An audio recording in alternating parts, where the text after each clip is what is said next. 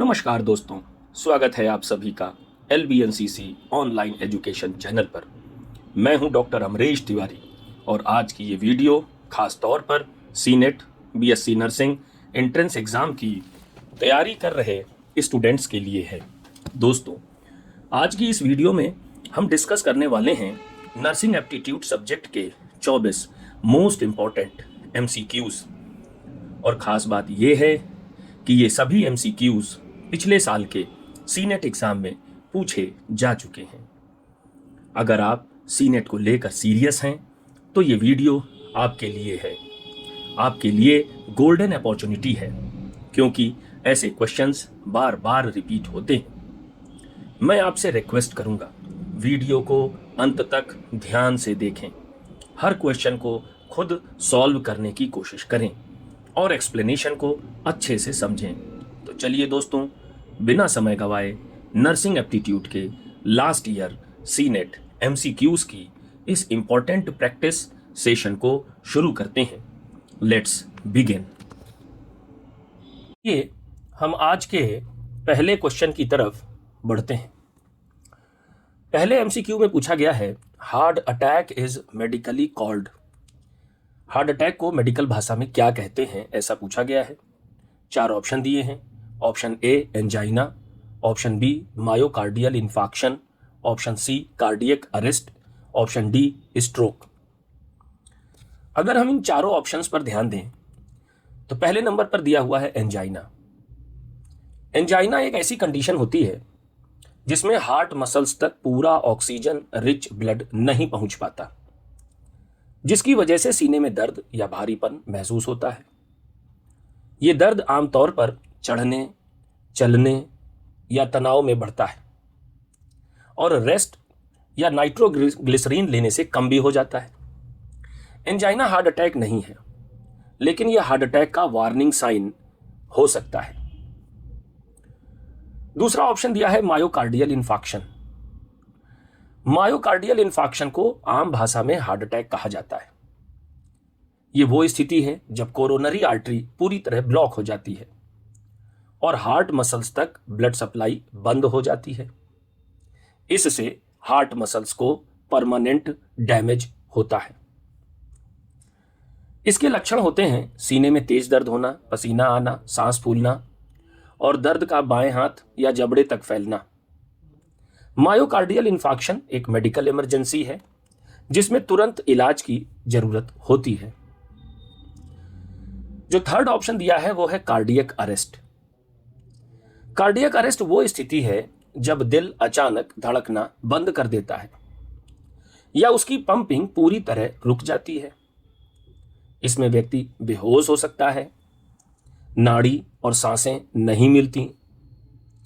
Cardiac arrest एक life threatening emergency है जिसमें तुरंत CPR और डिफाइब्रिलेशन की ना मिले तो तुरंत कुछ ही मिनटों में जान जा सकती है। और चौथा ऑप्शन दिया है स्ट्रोक। स्ट्रोक, जिसे ब्रेन अटैक भी कहा जाता है, वो स्थिति है जब दिमाग के किसी हिस्से में ब्लड सप्लाई अचानक कम या बंद हो जाती है या ब्लड वेसल फट जाती है। इससे ब्रेन सेल्स को ऑक्सीजन नहीं मिलती और लकवा या बोलने में दिक्कत या बेहोशी हो सकती है। स्ट्रोक भी एक मेडिकल इमरजेंसी है और जिसमें अगर इलाज समय पर ना मिले तो परमानेंट डिसेबिलिटी या डेथ हो सकती है। तो ये 4 ऑप्शन इसमें दिए हैं। इन चारों ऑप्शन में अगर हम ये देखें कि हार्ट अटैक का मेडिकल भाषा में क्या नाम है, तो जो ऑप्शन B दिया है मायोकार्डियल इन्फाक्शन, यही इस क्वेश्चन का सही जवाब है। तो आइए अब हम बढ़ते हैं दूसरे क्वेश्चन की तरफ। दूसरे क्वेश्चन में पूछा गया है, main cause of heart attack is. Heart attack का मुख्य कारण क्या है? 4 ऑप्शन दिए हैं। लो BP, दूसरा option blockage of coronary artery, तीसरा ऑप्शन इन्फेक्शन, चौथा ऑप्शन वॉल्व डिजीज। तो अगर इन चारों ऑप्शंस को ध्यान से देखें और हार्ट अटैक को समझने की कोशिश करें तो हार्ट अटैक का मुख्य कारण कोरोनरी आर्टरी का ब्लॉक हो जाना है। कोरोनरी आर्टरी वो आर्टरी है जो हार्ट की मसल्स को ब्लड सप्लाई करती है, और कोरोनरी आर्टरी में जो ब्लॉक होता है वो ज़्यादातर फैट यानी चर्बी की वजह से, या कोलेस्ट्रॉल या कैल्शियम से बने हुए प्लाक के फटने से, रप्चर होने से, और उस पर ब्लड क्लॉट के बनने से होता है। इसकी वजह से आर्टरी पूरी तरह से बंद हो जाती है, और जब आर्टरी पूरी तरह से बंद हो जाती है तो हार्ट मसल्स तक ब्लड सप्लाई रुक जाती है और हार्ट अटैक हो जाता है। तो इस क्वेश्चन का अगर हम आंसर देखें तो ऑप्शन बी यानी ब्लॉकेज ऑफ कोरोनरी आर्टरी इस क्वेश्चन का सही आंसर होना चाहिए।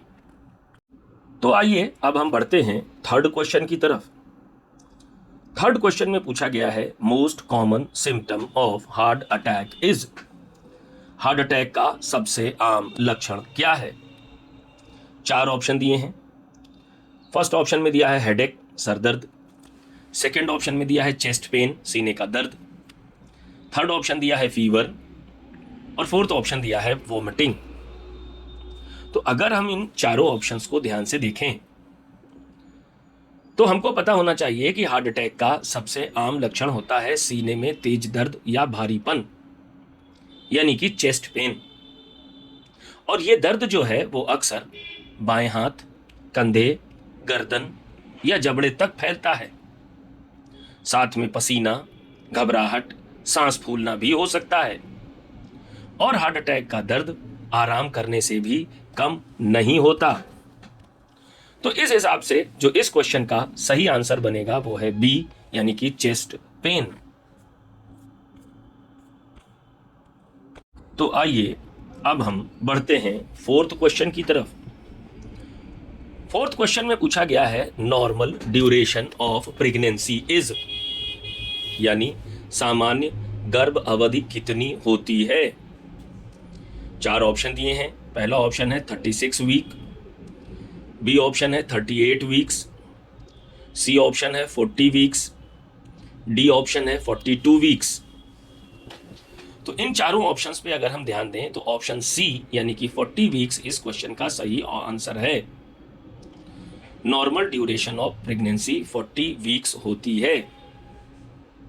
42 वीक्स से जो लेट डिलीवरी होती है उसको पोस्ट टर्म डिलीवरी कहते हैं, और 37 वीक्स से पहले होने वाली डिलीवरी को प्री टर्म डिलीवरी कहते हैं। 37 से 42 के बीच वाली डिलीवरी को नॉर्मल ड्यूरेशन ऑफ डिलीवरी या फुल टर्म प्रेगनेंसी या डिलीवरी कहते हैं। तो इसका आंसर जो सी है 40 वीक्स वो इसका बिल्कुल करेक्ट आंसर होना चाहिए। आइए अब हम फिफ्थ क्वेश्चन की तरफ आगे बढ़ते हैं। फिफ्थ क्वेश्चन में पूछा गया है normal birth weight of a new born is. नवजात शिशु का सामान्य वजन कितना होता है? Option A 1.5 kg, option B 2.5 to 3 kg, option C 4 kg, option D 5 kg। अगर इन चारों ऑप्शन को ध्यान से देखें तो ऑप्शन बी यानी 2.5 से लेकर 3 kg normal birth weight of new born होता है। पाउंड में ये वैल्यू 5.7 से 5.5 से 7.7 पाउंड तक होती है। अगर कोई बच्चा 2.5 किलो से कम का डिलीवर होता है तो उसे अंडरवेट माना जाता है, और अगर कोई बच्चा 3.5 किलो से ज़्यादा वजन का होता है तो उसे ओवरवेट माना जाता है। इस क्वेश्चन का आंसर ऑप्शन बी सही है। ये अब हम क्वेश्चन नंबर 6 की तरफ आगे बढ़ते हैं। क्वेश्चन नंबर 6 में पूछा गया है liquid part of blood is called. Blood के तरल भाग को क्या कहते हैं? 4 ऑप्शन दिए हैं। Option A serum, option B plasma, option C RBC, option D WBC. अगर इन चारों ऑप्शन पर ध्यान से देखें तो ऑप्शन बी प्लाज्मा इस क्वेश्चन का सही आंसर हो सकता है। ऑप्शन ए में जो सीरम दिया है वो कहलाता है ब्लड विदाउट क्लॉटिंग फैक्टर को सीरम कहते हैं। आरबीसी ब्लड में पाई जाने वाली रेड ब्लड सेल्स हैं जो कि सॉलिड होती है, और डब्ल्यूबीसी भी सॉलिड होती है, वाइट ब्लड सेल्स। प्लाज्मा ही ब्लड का लिक्विड पार्ट है। ऑप्शन बी इस क्वेश्चन का सही जवाब है। अब हम क्वेश्चन नंबर 7 की तरफ आगे बढ़ते हैं। क्वेश्चन नंबर 7 में पूछा गया है haemoglobin is found in. Haemoglobin कहां पाया जाता है? 4 ऑप्शन दिए हैं। Option A WBC, option B platelets, option C RBC, option D plasma. अगर इन चारों को ध्यान से देखें तो हीमोग्लोबिन आरबीसी में पाया जाता है। हीमोग्लोबिन ऑक्सीजन कैरी करने का काम करता है। हीमोग्लोबिन की वजह से ही आरबीसी और ब्लड का कलर रेड होता है। तो इस क्वेश्चन का ऑप्शन सी यानी आरबीसी सही जवाब होगा। तो आइए अब हम क्वेश्चन नंबर 8 की तरफ आगे बढ़ते हैं। क्वेश्चन नंबर 8 में पूछा गया है universal donor blood group is. कौन सा ब्लड ग्रुप यूनिवर्सल डोनर होता है? 4 ऑप्शन दिए हैं। पहले ऑप्शन में दिया है ए, दूसरे ऑप्शन में दिया है बी, तीसरे ऑप्शन में दिया है ए बी, और चौथे ऑप्शन में दिया है ओ। तो यूनिवर्सल डोनर क्या होता है? ये ऐसा ब्लड ग्रुप होता है जिसके ब्लड को किसी को भी दिया जा सकता है। यूनिवर्सल डोनर वही ब्लड ग्रुप हो सकता है जिसमें कोई भी एंटीजन ना हो, ना उसमें एंटीजन ए हो, ना उसमें एंटीजन बी हो, और ना ही उसमें एंटीजन RH हो। और ऐसा ब्लड ग्रुप जिसमें कोई भी एंटीजन ना हो वो ब्लड ग्रुप O होता है। तो इस हिसाब से इस क्वेश्चन का आंसर ऑप्शन डी यानी कि ब्लड ग्रुप O है। आइए अब हम अगले क्वेश्चन नंबर 9 की तरफ आगे बढ़ते हैं। क्वेश्चन नंबर 9 में पूछा गया है universal recipient blood group is. Universal recipient blood group कौन सा होता है? 4 ऑप्शन दिए हैं।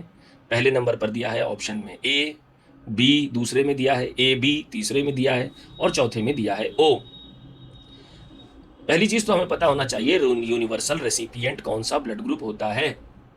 ऐसा ब्लड ग्रुप जो किसी भी ब्लड ग्रुप वाले ब्लड को एक्सेप्ट कर सकता है यूनिवर्सल रेसिपिएंट कहलाता है। यूनिवर्सल रेसिपिएंट वही ब्लड ग्रुप हो सकता है जिसमें कोई भी एंटीबॉडी ना पाया जाता हो, ना तो एंटीबॉडी ए, ना तो एंटीबॉडी बी, और ना ही एंटीबॉडी RH पाया जाता हो। और ऐसा ब्लड ग्रुप जिसमें कोई भी एंटीबॉडी ना हो ब्लड ग्रुप AB होता है, क्योंकि ब्लड ग्रुप AB में दोनों ही एंटीजन पाए जाते हैं। एंटीजन A भी होता है और एंटीजन B भी होता है। चूंकि इसमें दोनों एंटीजन होते हैं इसलिए इसमें दोनों ही एंटीबॉडी नहीं होते। तो इस हिसाब से इस क्वेश्चन का सही जवाब ऑप्शन सी यानी कि AB होना चाहिए। हम नेक्स्ट क्वेश्चन 10 की तरफ आगे बढ़ते हैं। इस क्वेश्चन में पूछा गया है RH factor was discovered in. RH factor किसमें खोजा गया था? 4 ऑप्शन दिए हैं। एक ऑप्शन में दिया है ह्यूमन, दूसरे ऑप्शन में दिया है रैबिट, तीसरे ऑप्शन में दिया है मंकी, चौथे ऑप्शन में दिया है डॉग। अगर इन चारों ऑप्शन को देखें तो इसमें से ऑप्शन सी यानी कि मंकी इस क्वेश्चन का सही जवाब है। रेहिसस मंकी एक ऐसा बंदर है जिसमें RH फैक्टर को खोजा गया था, और रेहिसस मंकी के नाम पर ही इसका नाम RH फैक्टर रखा गया। इस हिसाब से इस क्वेश्चन का सही जवाब है सी यानी कि मंकी। ये अब हम लोग क्वेश्चन नंबर 11 की तरफ आगे बढ़ते हैं। इस क्वेश्चन में पूछा गया है another name of antibody is. Antibody का दूसरा नाम क्या है? 4 ऑप्शन दिए हैं। एक ऑप्शन है एंटीजन, एक ऑप्शन दिया है इम्यूनोग्लोब्यूलिन, तीसरा ऑप्शन दिया है हार्मोन, चौथा ऑप्शन दिया है एंजाइम। अगर चारों ऑप्शन को ध्यान से देखें तो इम्यूनोग्लोब्यूलिन ही एंटीबॉडी का दूसरा नाम है। इम्यूनोग्लोब्यूलिन यानी ऑप्शन बी इस क्वेश्चन का सही जवाब है। तो आइए अब हम लोग क्वेश्चन नंबर 12 की तरफ बढ़ते हैं। विच एंटीबॉडी क्रॉसेस प्लेसेंटा। चार ऑप्शन दिए हैं। पहला ऑप्शन है IgA, दूसरा ऑप्शन है IgM, तीसरा ऑप्शन है IgG, चौथा ऑप्शन है IgE। अगर चारों ऑप्शन को ध्यान से देखें तो ऑप्शन सी IgG यानी इम्यूनोग्लोबुलिन जी, यही वो एंटीबॉडी है जो प्लेसेंटा को पार कर सकती है। ये एंटीबॉडी ब्लड में सबसे ज़्यादा कंसंट्रेशन में पाई जाती है, लगभग 75% कंसंट्रेशन में पाई जाती है। और ये एंटीबॉडी सबसे लंबे समय तक इन्फेक्शन से लड़ती है। इस एंटीबॉडी को मेमोरी एंटीबॉडी भी कहते हैं। IgG ही इस क्वेश्चन का सही जवाब है। जब कोई बच्चा माँ के पेट में डेवलप हो रहा होता है तो प्लेसेंटा से क्रॉस करके ये एंटीबॉडी बच्चे की फीटस की बॉडी में जा सकती है और बच्चे के अंदर इम्यूनिटी को बढ़ा सकती है। तो ऑप्शन सी इस क्वेश्चन का सही जवाब है। तो आइए अब हम लोग बढ़ते हैं क्वेश्चन नंबर 13 की तरफ। Best way to prevent infection is, संक्रमण रोकने का सबसे अच्छा तरीका क्या है? चार ऑप्शन दिए हैं। पहला ऑप्शन है मेडिसिन, दूसरा ऑप्शन है वैक्सीनेशन, तीसरा ऑप्शन है हैंड वॉशिंग, चौथा ऑप्शन है एक्सरसाइज। चारों ऑप्शन को अगर हम ध्यान से देखें, थर्ड ऑप्शन यानी ऑप्शन सी जिसमें लिखा है हैंड वॉशिंग, यही इस क्वेश्चन का सही जवाब होना चाहिए, क्योंकि हाथ एक ऐसा अंग है हमारे शरीर का जो हर जगह सबसे पहले आगे बढ़ता है। हर चीज को इसी के द्वारा, हाथ के द्वारा ही उठाया या टच किया जाता है। हाथ से ही हमारी बॉडी में इन्फेक्शन शरीर के अंदर सबसे आसानी से जा सकता है। इसलिए हैंड वॉशिंग यानी ऑप्शन सी इस क्वेश्चन का सही जवाब होना चाहिए। आइए बढ़ते हैं क्वेश्चन नंबर 14 की तरफ। Minimum time for hand washing is, हाथ धोने का न्यूनतम समय कितना है? चार ऑप्शन दिए हैं। एक ऑप्शन है 5 सेकेंड, दूसरा ऑप्शन है 10 सेकेंड, तीसरा ऑप्शन है 20 सेकेंड, चौथा ऑप्शन है 1 मिनट। अगर इन चारों ऑप्शन को ध्यान से देखें तो ऑप्शन सी यानी 20 सेकेंड इस क्वेश्चन का सही जवाब होना चाहिए। हाथ को अच्छी तरह डिसइंफेक्ट होने के लिए उसको पानी से और साबुन से 20 सेकेंड तक अच्छे से क्लीन करने की ज़रूरत होती है। तो ऑप्शन सी इस क्वेश्चन का सही जवाब होना चाहिए। तो आइए अब हम लोग क्वेश्चन नंबर 15 की तरफ आगे बढ़ते हैं। इस क्वेश्चन में पूछा गया है पुअर हाइजीन कॉजेज, खराब स्वच्छता से क्या होता है? चार ऑप्शन दिए हैं। Option A diabetes, option B hypertension, option C infection, option D cancer. अगर इन चारों ऑप्शन को ध्यान से देखें तो ऑप्शन सी इन्फेक्शन इस क्वेश्चन का सही जवाब है। अगर हम पुअर हाइजीन की तरफ जाते हैं या हम स्वच्छता का ध्यान नहीं रखते हैं तो इन्फेक्शन ही होने के चांस सबसे ज्यादा रहते हैं। ऑप्शन सी इस क्वेश्चन का सही जवाब होगा। हम लोग क्वेश्चन नंबर 16 की तरफ आगे बढ़ते हैं। इस क्वेश्चन में पूछा गया है digestion of carbohydrate starts in, carbohydrate का पाचन कहां शुरू होता है?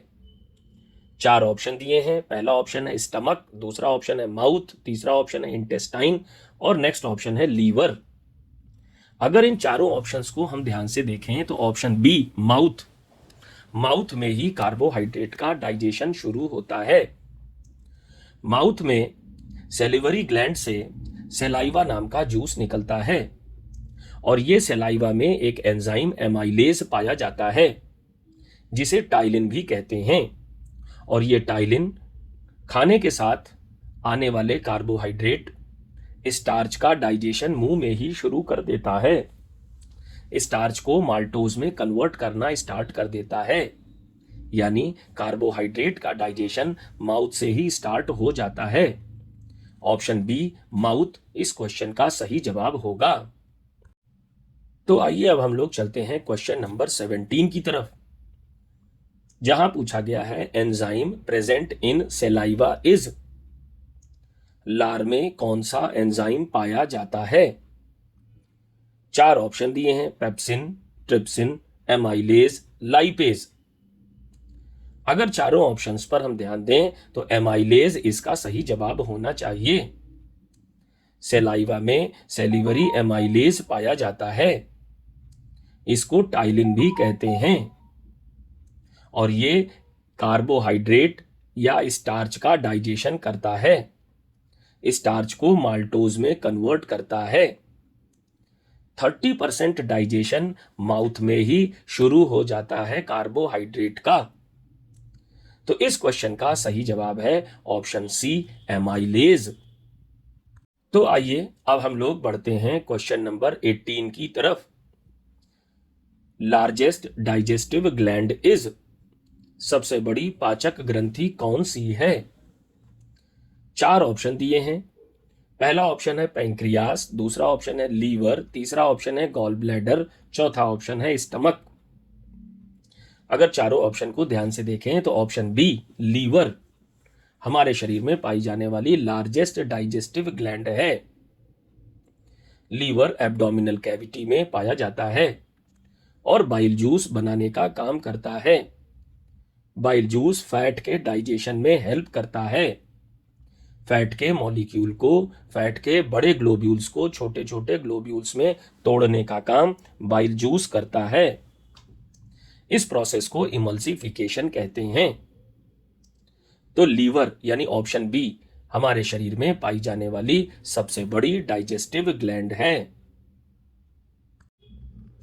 तो आइए नेक्स्ट क्वेश्चन 19 की तरफ आगे बढ़ते हैं। Bile is produced by, bile यानी पित्त किसके द्वारा बनता है? 4 ऑप्शन दिए हैं। पहला ऑप्शन है पैंक्रियास, दूसरा ऑप्शन है लीवर, तीसरा ऑप्शन है इंटेस्टाइन, चौथा ऑप्शन है स्टमक। चारों ऑप्शन को ध्यान से देखें तो ऑप्शन बी, लीवर, इसका सही जवाब होना चाहिए। लीवर का काम बाइल जूस को बनाना है, जबकि गॉल ब्लैडर का काम बाइल जूस को स्टोर करना है। जब हम फैटी या ऑयली खाना खाते हैं तो ये बाइल जूस गॉल ब्लैडर से निकलकर हमारी स्मॉल इंटेस्टाइन में यानी ड्यूडेनम में रिलीज हो जाता है। वहां पर जाकर के ये फैट के बड़े ग्लोब्यूल्स को छोटे ग्लोब्यूल्स में तोड़ता है। तो इस क्वेश्चन का आंसर है ऑप्शन बी, लीवर। तो आइए अब हम लोग बढ़ते हैं क्वेश्चन नंबर 20 पर। Normal pulse rate of adult is, वयस्क की सामान्य नाड़ी दर क्या होती है? 4 ऑप्शन दिए हैं। पहला ऑप्शन है 40 से 60 पल्स पर मिनट, दूसरा है 60 से 100 पर मिनट, तीसरा है 100 से 120 पर मिनट, चौथा है 120 से 140 पर मिनट। अगर चारों ऑप्शन को ध्यान से देखें तो ऑप्शन बी 60 से लेकर 100 पर मिनट ही सही आंसर होना चाहिए। एक एडल्ट की नॉर्मल पल्स रेट 72 पर मिनट होती है, लेकिन 60 से 100 तक ये वेरी करती रहती है। जब हम कोई हार्ड वर्क करते हैं तो पल्स रेट बढ़ जाती है, और जब हम आराम करते हैं तो पल्स रेट घट जाती है। तो ऑप्शन बी इस क्वेश्चन का सही जवाब होना चाहिए। तो आइए हम लोग बढ़ते हैं क्वेश्चन नंबर 21 की तरफ। प्लेटलेट्स हेल्प इन, प्लेटलेट्स किस में मदद करते हैं? 4 ऑप्शन दिए हैं। ऑक्सीजन ट्रांसपोर्ट, दूसरा ऑप्शन है इम्यूनिटी, तीसरा ऑप्शन है ब्लड क्लॉटिंग, चौथा ऑप्शन है डाइजेशन। चारों ऑप्शन को अगर हम ध्यान से देखें तो ऑप्शन सी, ब्लड क्लॉटिंग, इसका सही जवाब होना चाहिए। प्लेटलेट्स हमारे ब्लड में पाई जाने वाली 3 प्रकार की सेल्स में से एक सेल होती है। आरबीसी, डब्ल्यूबीसी और तीसरी प्लेटलेट होती है, जिसमें आरबीसी का काम होता है ऑक्सीजन ट्रांसपोर्ट करना, डब्ल्यूबीसी का काम होता है इम्यूनिटी मेंटेन करना, और प्लेटलेट का काम होता है ब्लड क्लॉटिंग में हेल्प करना। तो इन चारों ऑप्शंस में से ऑप्शन सी यानी ब्लड क्लॉटिंग प्लेटलेट्स का काम है, ये सही ऑप्शन होना चाहिए। तो आइए अब हम लोग बढ़ते हैं क्वेश्चन नंबर 22 की तरफ। आयरन डेफिशिएंसी कॉजेज, आयरन की कमी से क्या होता है? 4 ऑप्शन दिए हैं। पहला ऑप्शन है डायबिटीज, दूसरा ऑप्शन है एनीमिया, तीसरा ऑप्शन है जॉन्डिस, चौथा ऑप्शन है ओबेसिटी। चारों ऑप्शन को अगर हम ध्यान से देखें तो ऑप्शन बी एनीमिया इस क्वेश्चन का सही जवाब होना चाहिए। एनीमिया यानी खून की कमी आयरन की कमी से होती है। आयरन हीमोग्लोबिन नामक कंपाउंड को बनाने में मदद करता है और हीमोग्लोबिन आरबीसी में पाया जाता है। हीमोग्लोबिन ही ऑक्सीजन का ट्रांसपोर्ट करता है। आयरन की कमी से हीमोग्लोबिन नहीं बन पाता, जिसकी वजह से एनीमिया हो जाता है। तो ऑप्शन बी इस क्वेश्चन का सही जवाब है। तो आइए हम लोग बढ़ते हैं क्वेश्चन नंबर 23 की तरफ। Which organ stores bile? Bile यानी पित्त को कौन सा अंग स्टोर करता है? फर्स्ट ऑप्शन दिया है लीवर, सेकंड ऑप्शन दिया है पैंक्रियास, थर्ड ऑप्शन दिया है गॉल ब्लैडर, फोर्थ ऑप्शन दिया है इंटेस्टाइन। चारों ऑप्शन को ध्यान से देखें तो option C gall bladder bile juice को स्टोर करने का काम करता है। बाइल जूस लीवर में बनता है और गॉल ब्लैडर में इसको स्टोर किया जाता है ताकि इसकी कंसंट्रेशन को इन्हांस किया जा सके, ताकि इसकी इफेक्टिवनेस को बढ़ाया जा सके। तो ऑप्शन सी इस क्वेश्चन का सही जवाब है। तो आइए अब हम पहुंचते हैं लास्ट क्वेश्चन 24 की तरफ।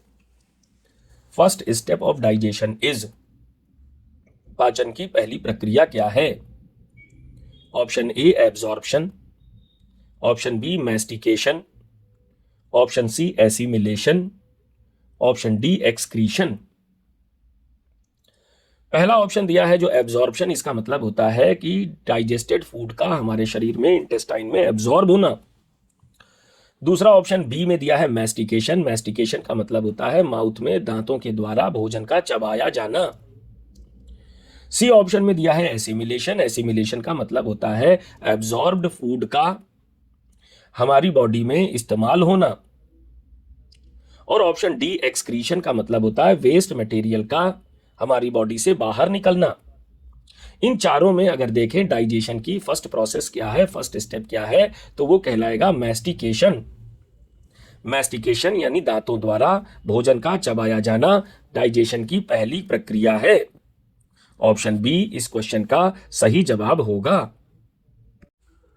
तो दोस्तों ये थे नर्सिंग एप्टीट्यूड के 24 इंपॉर्टेंट एमसीक्यूज जो पीछे के सालों में सीनेट एग्जाम में पूछे जा चुके हैं। अगर आपने सभी क्वेश्चंस खुद सॉल्व किए हैं तो समझ लीजिए आप राइट ट्रैक पर हैं, और जहां गलती हुई वहीं आपकी रियल प्रिपरेशन पॉइंट है। याद रखिए, सीनेट जैसे एग्जाम में selection concept plus practice plus revision से ही मिलता है। अगर आपको ये वीडियो हेल्पफुल लगी हो तो लाइक जरूर करें, और ऐसे ही रियल एग्जाम बेस्ड एमसीक्यूज के लिए LBNCC ऑनलाइन एजुकेशन चैनल को सब्सक्राइब करें। वीडियो को अपने उन दोस्तों के साथ भी शेयर करें जो BSc नर्सिंग सीनेट की तैयारी कर रहे हैं। मैं हूं डॉक्टर अमरेश तिवारी, और मिलते हैं अगले वीडियो में और भी ज्यादा इंपॉर्टेंट क्वेश्चंस और स्मार्ट ट्रिक्स के साथ। Till then keep practising, keep believing, और अपने सिलेक्शन पर भरोसा रखिए। Thank you.